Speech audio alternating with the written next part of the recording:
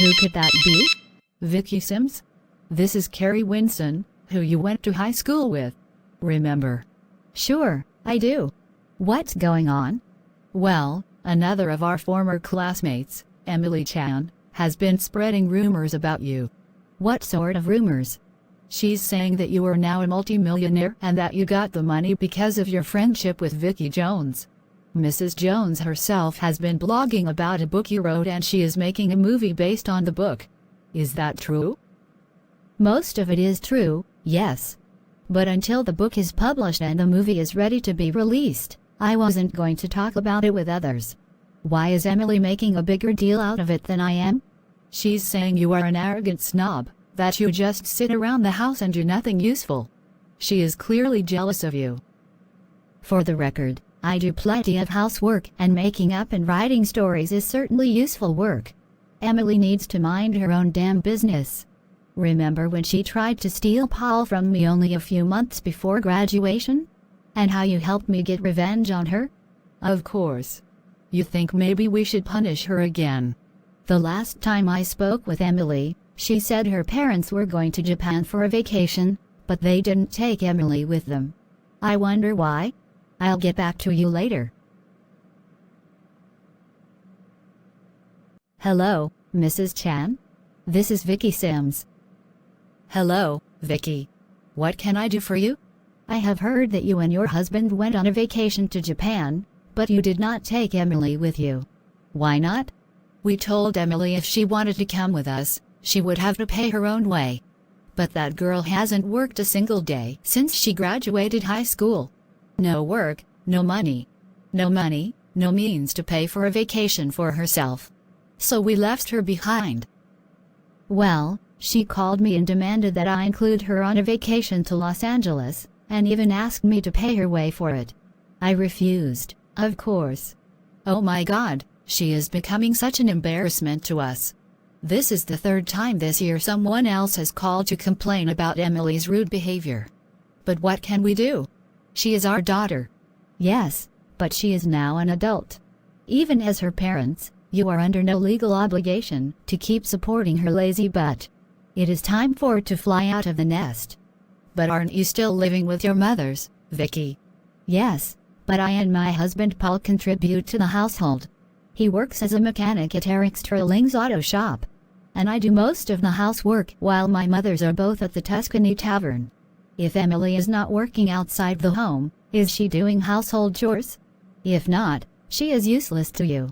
And she shouldn't be complaining about the achievements of me and others when she has accomplished nothing herself. All right, I will have a talk with my husband about this.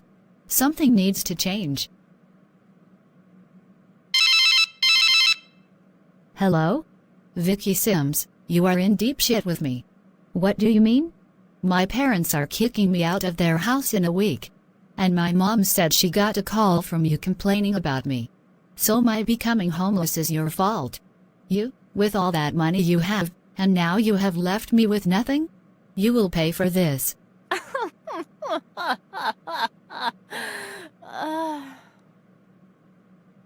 What's so damn funny? You are a laughingstock. You have nothing because you do nothing. So what you need to do next is get a fucking job and stop mooching off your parents. After this, I will block you. Goodbye forever, you idiot. Wow, you really slaughtered her, didn't you? As Carrie once told me, don't suffer fools gladly. Just gladly make them suffer.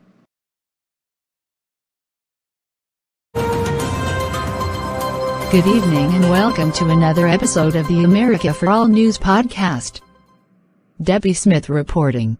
If you have been watching us for a while, you know already about the two Christian Way academies that my uncle Paul was principal of, one in Houston and the other in the Dallas-Fort Worth area, which have both been shut down due to scandals. But what about others? This is Larry Grimm, a cousin of Kelly Grimm, who is a police officer in our town. Officer Grimm has persuaded Larry to come forward to tell us what happened to him. Mr. Grimm, welcome to the show. Thank you for having me. Can you start by telling us about your upbringing and background? I was born in Fort Worth about 30 years ago. I spent most of my childhood in St. Louis, Missouri, though. My parents were super devout Baptists. They went to church every Sunday and insisted I and their other kids go with them. I have 3 brothers and 2 sisters, and I am the 3rd child. So very much a traditional family. So did your parents force you to attend the Christian Way Academy in St. Louis? Yes. For most of my childhood I was totally brainwashed by my parents, elders at my church, and that school. I went to that school for all 12 years of my grade school education. And yet you don't support such schools now. Why not? Because once I graduated from that school, I found that what I had been taught didn't match up at all to what most people understood to be true. At first, I thought it was because Christians like me were a minority, and I even feared that Christians would someday be persecuted. What changed me was hearing from my cousin Kelly about what had happened when you, Carrie, and your mothers came to her church and convinced it to switch from Baptist to Unitarian Universalist. Kelly even recorded everything your mother said with her cell phone and then showed me the footage. That's when I realized that I'd been lied to all my life. I checked everything your mother said and it all turned out to be true. I now understand that the indoctrination I was subjected to was evil and I want it stopped. And I am an activist against it. Thank you for your testimony. For the record, we were not demanding anyone give up their faith. We just wanted to explain why we didn't share their beliefs. I know. It was your telling Carla Jenkins that story about the Israelites exterminating the Midianites in Numbers chapter 31 that made her, me, and so many others question what we had been taught. Reverend Dave Owen tried to explain that away with an ends justify the means argument, but I realized as a law enforcement officer that using that argument would lead to any sort of thing being justified, including outright murder of criminal suspects before they could be brought to trial. So I stopped believing in Reverend Owen. As did many others. 8 months after Vicky Sims gave the manuscript for her book, titled Luzica and the Dark Iron Maiden, to Vicky Jones, the movie based on the book is completed and released, and the book itself is also published at the same time. Vicky Sims and Paul Jenkins traveled to Los Angeles to attend the movie's grand premiere. Isn't this amazing? I'm thinking maybe we should move here later and I could be a writer for Hollywood movies full-time. But what about your plans to be a UU minister? Are you giving that up? Well, my reason for being a minister was to help others. But I think I could also be a good influence as a creator of stories that become world famous. As long as your motives are pure, Vicky. Well, look who's here. What's wrong, Georgia? Aren't you nervous too, Jennifer? It was one thing when we played in the Blazing Beauty show with our friend Vicky Jones. We created the parts of Hermine Benson and Lucy Conrad for ourselves. Now we are playing parts in someone else's story. What if Vicky Sims hates what we did? Well, she's here, so we will find out soon enough. Now come.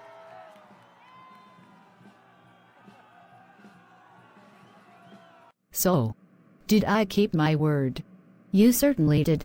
This is exactly how I would have done it. Your father should be here soon with the money to free you. If he doesn't arrive, you will have only 1 more hour to live.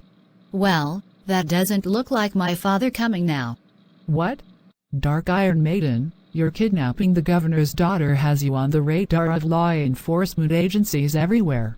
Surrender now. How about I kick your behind all over the place, Beryl? You were a wimp in high school, and I will prove you a wimp again.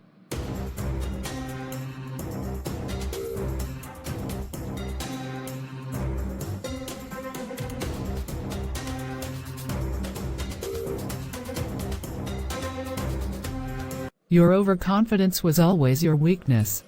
People who don't learn from their mistakes will always fail. Enjoy your time in prison. Sure, I underestimated you, Beryl Luzica. Next time, I will kill you. The studio offered me the role of the superhero, but I refused it after Mrs. Jones told me you intended the superhero to be black. She instead demanded they hire Jennifer Gaines instead for the lead role. Thank you for doing the right thing, Laura. Oh, and how are you and Suzanne doing these days? I thought she'd be here. She is laid up with pneumonia right now. She is getting more sickly as she gets older, but at least she is still alive. She once told me a story involving time travel and meeting people from the future, but I will save that for later.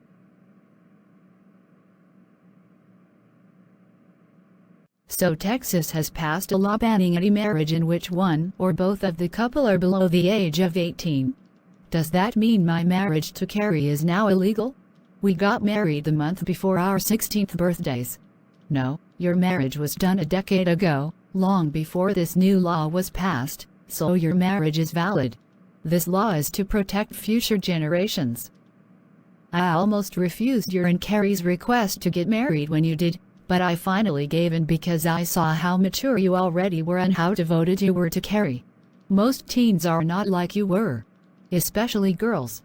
Most teens who get married are girls who are forced by their parents and other elders to marry much older men, and then they are reduced to breeding machines for the next generation and thus deprived of opportunities for a better life through education and a career.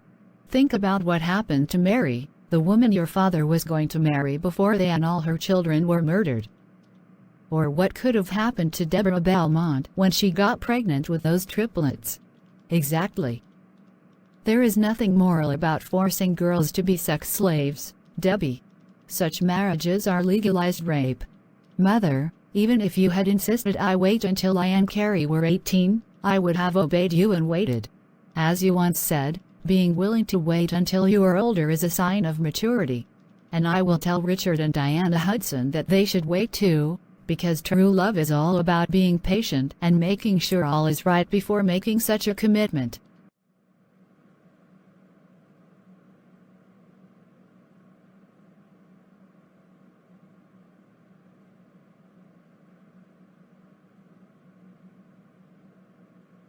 With the movie Baruzica and the Dark Iron Maiden released, Vicky Sims is surprised to see it become a huge box office smash, and likewise her book the movie is based on also becomes a bestseller, making Vicky a millionaire. To celebrate, Vicky throws a party at the Sims home. And it is also the month of December, so... Paul, I am so glad you encouraged me to write that book. It looks like our lives are about to change completely. I always knew you had the potential to make a difference. I'm so proud of you. We all are, Vicky. And of course, happy birthday. I can't believe you are now 21 years old. It seems like only yesterday you came to us as that wary 12-year-old, with an almost completely broken spirit. And now you have grown so much. You and Mother Lucy were the first ones to show me what genuine, unconditional love was. You even gave me such an amazing sister in Carrie. All of you wonderful people made me what I am today. I love you. We just treated you with the kind of love and respect anyone should have for each other. The birthday cake is ready. Come and let us carve it up. Attention all my friends and relatives here. I have an announcement. Next year, I and Paul will be leaving this town and moving to Boston, where I will be attending Harvard, including its divinity school. I will spend the next several years learning how to be a Unitarian Universalist minister. I have worked with Vicky at the church on many occasions and she has always done well. I have no doubt she will be a great UU leader someday.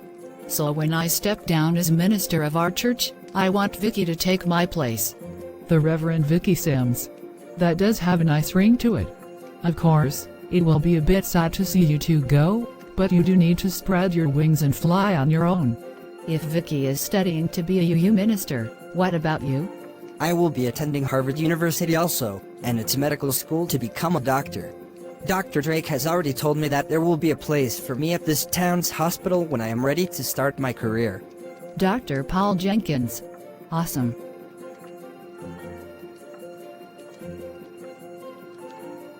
Debbie and I have agreed to take Sammy Belmont and raise him at the Smith-Wilson Mansion while Vicky and Paul are away in Boston.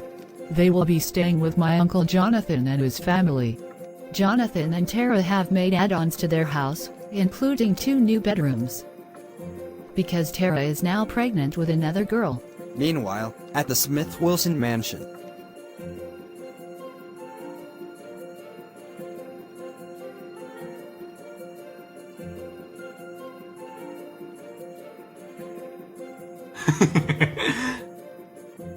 Wow, it never fails. Every time we bring those two together, they are filled with joy. I know. I find myself wondering what those two may end up doing together as adults. Oh, I have some ideas. It was so embarrassing for Vince to call me a bully in front of the rest of you. I would never have dared to say something like that to my father. He would have slapped my face off. Children should respect their parents, but not be fearful of them. And they should feel free to call out their parents' failings and hypocrisy. Uncle Wayne, you are in your 50s now. How come you never got married? When I was a teenager, I thought I'd become a priest. But when I began to look seriously into the matter, I realized that I had a much greater passion for subjects like history and politics than theology. So I went to UCLA and got a degree in education and then a master's in world history. By the time I was ready to be a history teacher, I was in my 30s and felt that I was too old to start a family. My brother already had you, Penny, and then you ended up in my and your grandmother's care, so I didn't need a wife or children of my own. You were a good uncle to Penny, and you will also be a good uncle to Vince. As long as you leave the disciplining of him and Susan Belmont to me and Penny. No more spankings. Do you understand that? Yes, I do. I will agree to your terms.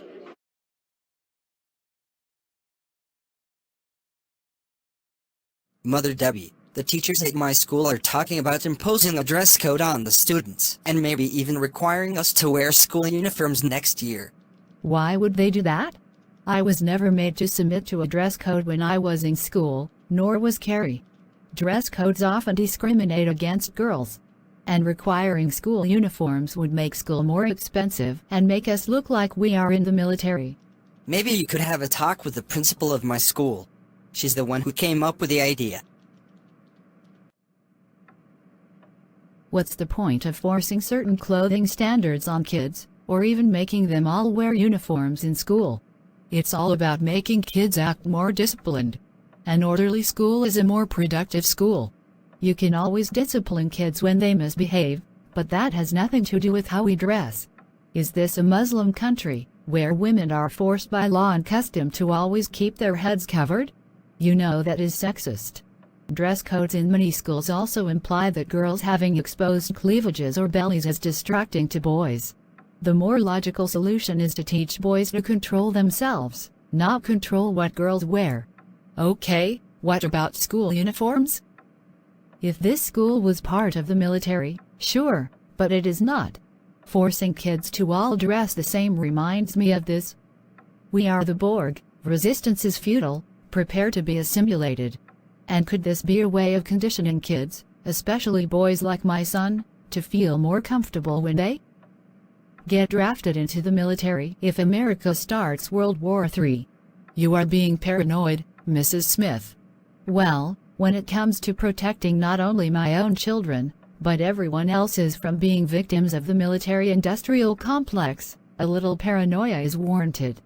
Consider yourself warned, Mrs. Parker. We will be watching. Debbie then returns home. Late in the afternoon, she enters her and Carrie's bedroom to find Richard there. So pretty. Mother Debbie, was that really you as a child? That's what Mother Carrie told me yesterday. Indeed, that was me back then. Maybe that's why I like Diana so much. She actually looks a lot like you did, pigtails and all. So, why did you change it? I guess I just outgrew that style. I was approaching adulthood and wanted to look more mature. Are you saying you were immature when you looked like that painting? Did changing your hair really make you better? So pink is your favorite color. My hair used to be pink. Do you think I should change it back? That's entirely up to you, Debbie. I didn't fall in love with your hair, of course.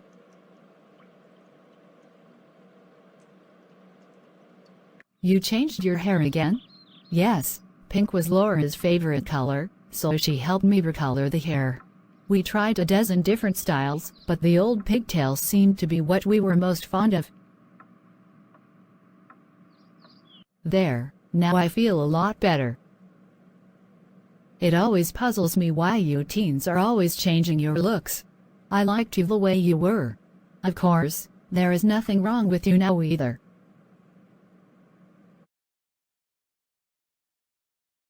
I overheard the tail end of that discussion, Mother. May I say something about it? Of course, Debbie. I have witnessed Carrie's acts of violence, and in every case, either she was struck first or she was provoked because of someone else.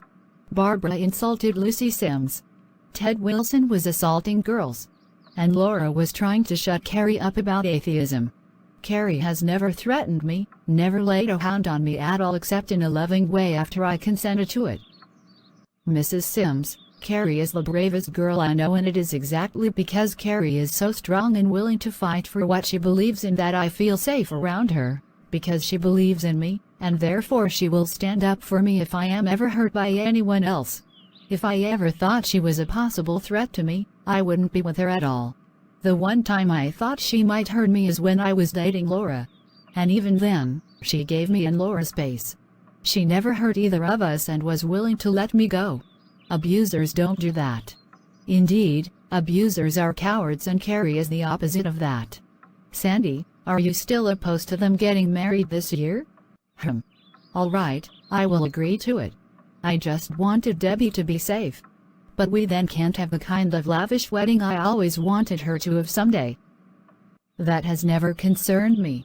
Even if we have nothing fancy at all, I will be happy with Carrie as my bride. And I think Carrie would feel the same way. So let's set a wedding date. No. My outward appearance had nothing to do with my inner self. I've always been the same person I was when I was a child. And the same is true of me. My personality has also never changed. Sometimes I miss those days when we were closer to Richard's age. But we can never go back to that simpler life. Mothers Debbie and Carrie, it doesn't matter what you used to look like or even what you look like now. I love you both just as you are, forever. You are the most wonderful moms in the world. Oh, you are so precious. We love you too. And with that, both mothers give their son massive hugs. After Mike Florence became mayor of the town, day-to-day management of the Speedy Burgers diner he owned was passed down to Sean Flowers. He later hired his girlfriend, Carrie Winson, to work with him. How do you like the job so far? Awesome.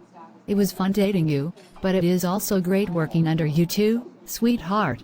Eric Sterling, Sean Flowers' brother-in-law, enters the diner for lunch. Welcome to the Speedy Burgers place. What can we get you? I need 2 number 1s, 4 number 5s and 1 number 7, all to go. These orders are for me and the fellow employees at my auto shop. I'll get those orders ready soon, Eric. Have a seat and Carrie will give you some free coffee. Welcome to the Speedy Burgers diner. What would you like? You can give me all the money in your cash register now. This is a stick-up. Yikes. Don't shoot. Give me a minute or 2, okay? Emily, what the hell are you doing? You could kill someone with that gun. Well, duh. That's why I stole it from my parents before they kicked me out of their home. And I really wanted to use it on Vicky Sims, but she and Paul have left for Boston. Maybe I should shoot you instead? Now sit down. What are we going to do?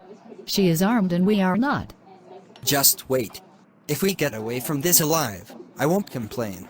Unknown to Emily, Mike Florence installed a secret button underneath the counter, and Sean hits it while gathering the money for Emily. And the button sends a signal directly to Mayor Florence himself. A special alarm app I installed on this computer is going off. Sean must have pressed the emergency button at my diner. Sergeant Bain, go and find out what's happening. And get backup. I'm on my way, sir.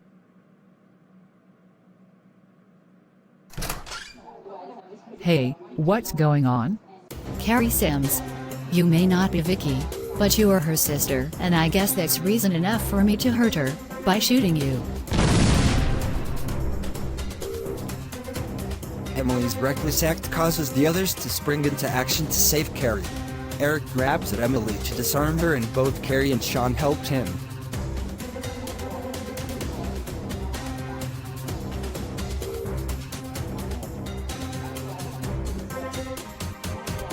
and so Emily Chan is beaten down and disarmed. Then the police arrive. Oh no. Carrie. We must call 911 now. And you, young lady, are under arrest. For armed robbery and possibly murder too. Carrie was shot at the Speedy Burgers diner during a robbery attempt. Now she has been rushed to the hospital. Debbie and Jessica both arrived to learn what happened. I sent Carrie to get meals for her, me and our children, and then this happens. I'm glad she told Richard to stay home. He wanted to go with her to help bring home the food. So now we just have to wait.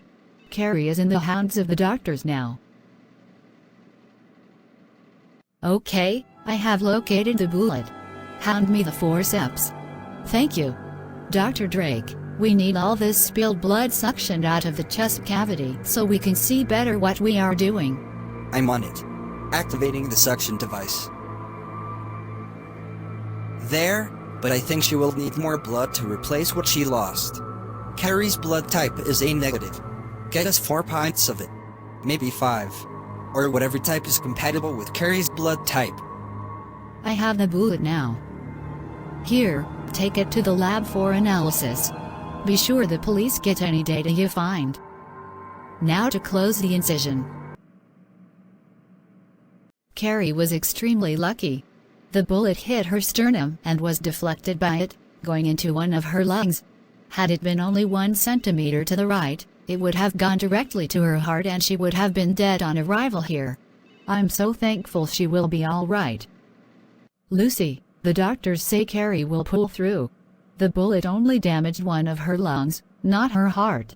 So she should make a full recovery. I'm so glad to hear that. I will come to the hospital to see Carrie after I am done here. Eric, you saved Carrie's life. For that, you may receive a free meal on us. Thanks. I'm just glad I was there to stop that robber.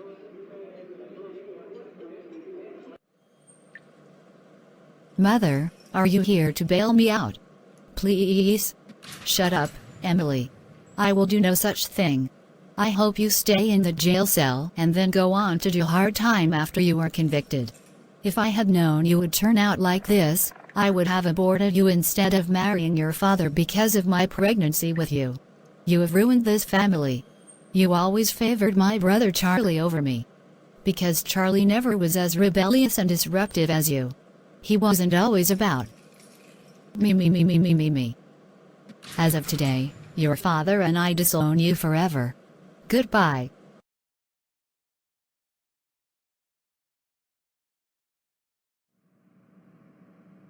Debbie, have you ever had a dream in which you saw a loved one who had died before you? Yes, I have. I once dreamed I saw my father almost 2 years after he died. Huh? Where am I? Father, what's going on? Am I dead? No, Debbie. This is the universal life force that we all come from before we are born and we all return to when we die. It's not heaven or hell as you would understand it. So why am I here? To allow you to give me a proper goodbye. I know you have missed me terribly for years, Debbie, but as horrible as my death was, you came out of it a stronger person. Every choice you make, and every tragic incident you live through is a chance to learn and grow. In my case, I cheated on your mother because I felt she did not value me as a husband, but after the one I gave up Sandy for abandoned me in turn, I realized what a fool I had been. I know you are with Carrie now and I hope you have learned from my mistakes. Never take Carrie for granted. She is the best thing in your life and always will be. I know. And I already have vowed to be better for her than you were for Mother. Thanks for confirming my feelings, Father.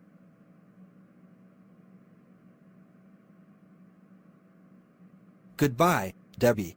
This is the last time we will see each other, at least in this life of yours. Well, while I was undergoing surgery, I had a vision in which I saw my grandmother Sims. Sort of. Grandmother Kelly, is that really you?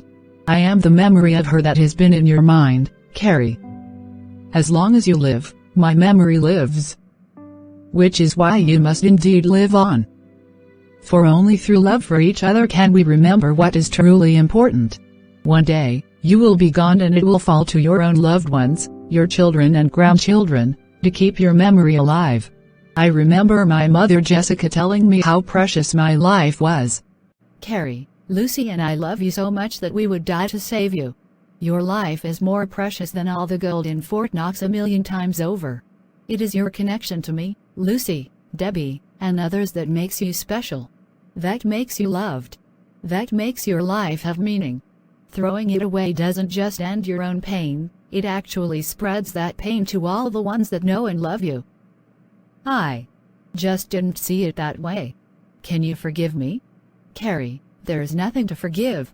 You are a survivor, and that is something to be proud of. No. No. I will not die today. I will be a survivor again. Indeed, you will. You have a destiny, Carrie. Seek it out. So, what am I going to do in the future? Whatever it is, I always want to be a part of it. Wherever you go, I go, and whatever you want to do, you will have my support. No matter what, you are my shining star.